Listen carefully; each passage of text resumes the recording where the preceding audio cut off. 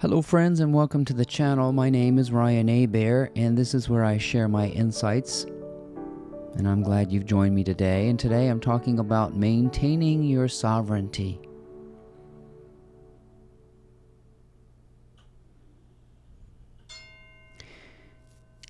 And in a manner of speaking, this is maintaining your nameless honor.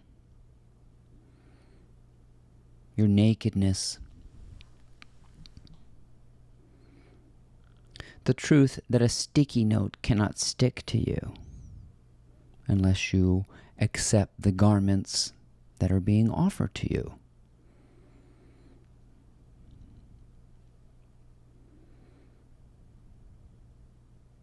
One time I was playing for a church service. I'm a church organist and I'm retiring from that at the end of April.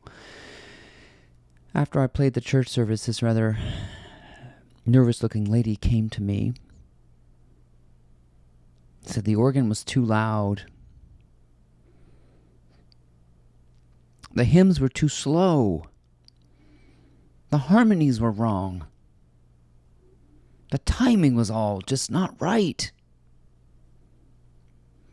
And in that moment, I discovered that I had the wherewithal to remain silent. What she was offering me was a slave uniform. Even if I had defended myself and said, "You're wrong," I still would have accepted her offer to become subservient. Wouldn't I?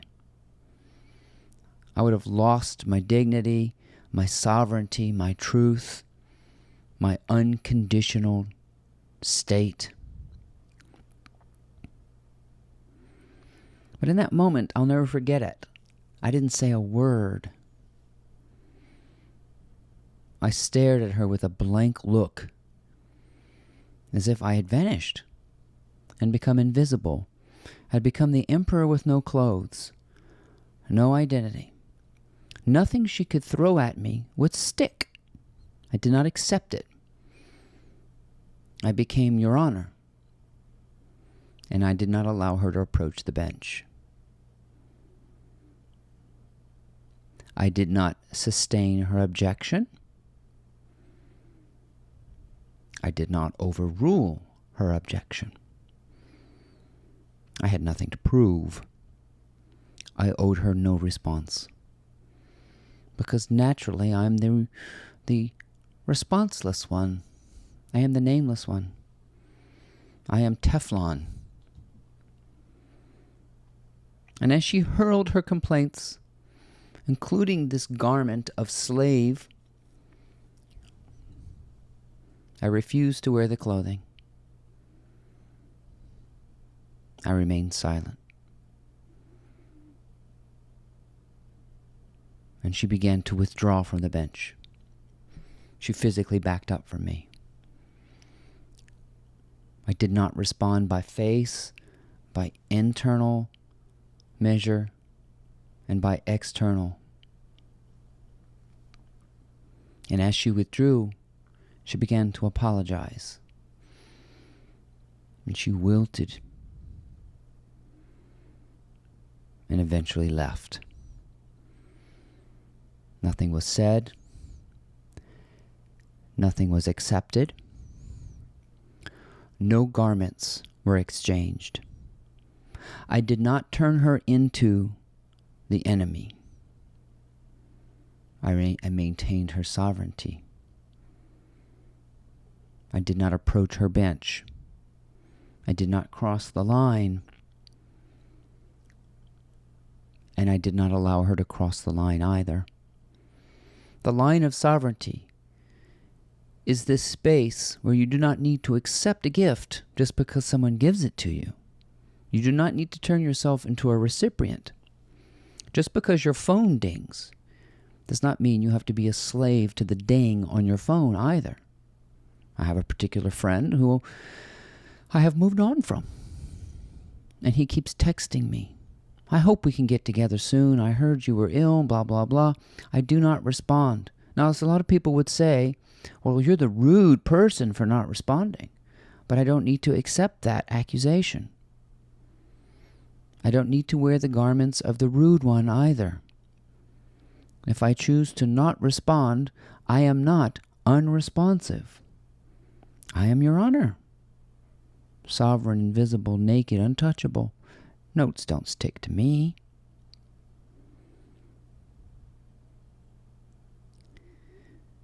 And so we unwillingly take on these, I call them dresses. Someone dresses you.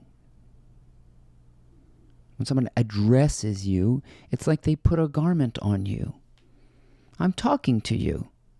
You owe me. Now you are the debtor, and I am the creditor. I didn't have a choice over that. You said hello to me. I'm supposed to say hello to you. And so the compulsive mind simply says hello.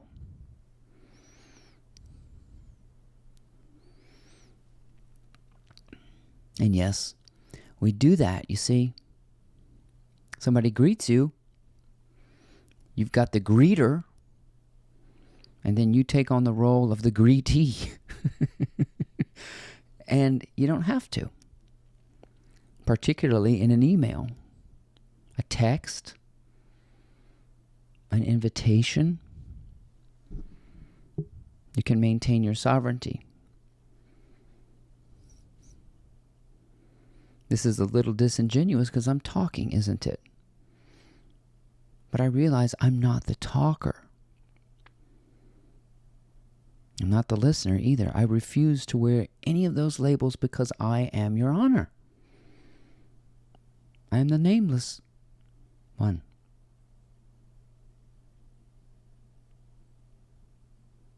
Be it unto you that if it pleases you to speak, speak. If it pleases you to be silent, be silent. Fundamentally, I am speaking into this microphone because I am pleased. But I am not one who is pleased. This is just pleasure in the sake of the domain of pleasure. That's it. Just pleasure for pleasure's sake. Maybe even speaking for speaking's sake. But I will not wear the role of speaker, listener. Again, your sovereignty is your untouchability. How willing are you to take on the roles that people project upon you? Too willing, too easily tricked. Because your phone dings, do you have to respond? Because someone gives you something, do you have to say thank you? No, you mustn't. Unless you unwillingly fall into the role of thank you. And you see, I see this a lot with people who become powerful. People project upon them this celebrity. And they put on these heavy jackets. Look at me. They take on the role. And I am telling you, the emperor has no clothes. And you're the emperor. Naked, nameless. You're just Teflon. But yet we can slip into these roles. When I go to the doctor, I am indeed the patient and I follow the rules. But those are little flimsy garments in the play.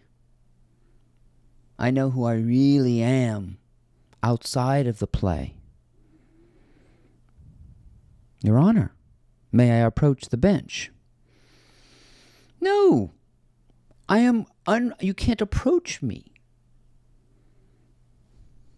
You cannot address me. I will not be addressed by you either. I will not put on the dress that you offer me, because I owe you nothing and you owe me nothing. Just because a gift is given doesn't mean there's a recipient or a giver.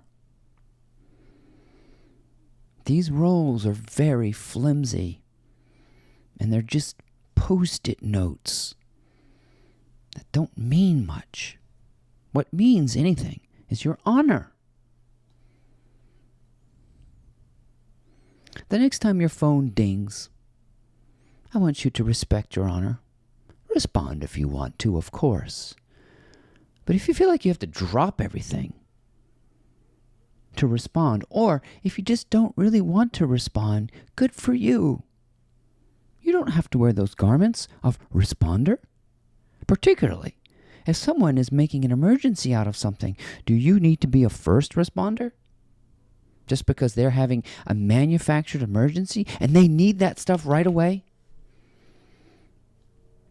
They need a call back right away? Well, if they're manufacturing an emergency, then you're becoming the first responder and you don't really want to. And you're going to do it begrudgingly. Just because there's a notification on your phone, it doesn't mean you have to fall into being a responder. You have the right, the honor, the respect, and the dignity to speaking and doing as you wish. And everyone else has the right, honor, and dignity of doing as they wish, even if it means they don't respond to you. Everybody seems to go around giving with a caveat. He didn't even say thank you. He didn't take my dress that I offered to him as the one who's supposed to say thank you. You see, everybody goes around with an expectation that you're supposed to wear the garments they give you. I gave you a compliment. You owe me. I gave you a complaint. You give me a receipt of that acknowledgement at least. I said hello to you, and you didn't even look at me. You see that? We live conditioned. Common courtesy or insidiousness? Your honor needs nothing. Your honor speaks and acts as he or she pleases. And we respect the honor and dignity of everyone else too. Just because you call me a name, does that mean I have to put on the garments of that name? Nah. I'm far beyond that name. I'm the sovereign one. You may not approach the bench. You may not call me your honor. That's not even close. Sovereignty is enshrined in namelessness and silence. It's who you are, even if you deny it by playing a role. Me. You see how these things weigh us down. A true sovereign is naked, light, untouchable, unnameable.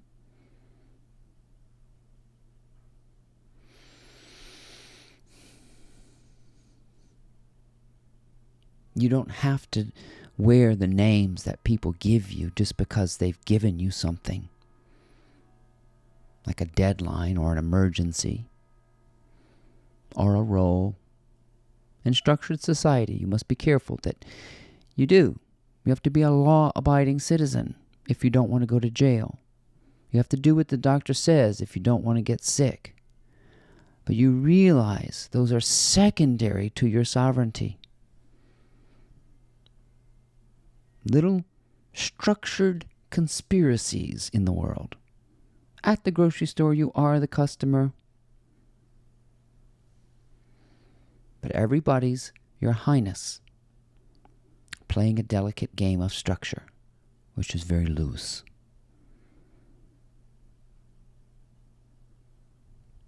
Think about that. You were always sovereign. Me too. And we reign on high together, without the garments that we've been given. Naked. The emperor has no clothes. But we're not pointing and laughing at each other. We're the same. Dancing. Frivolous. Carefree. But those are just names. We're much more. So much more. I'm going to shut up now. My name is Ryan Hebert. I hope you enjoyed my insights today. If you like what you heard and you want to read more of the things in this little brain, check out my blog, mymorningmotivator.com, and we'll see you next time.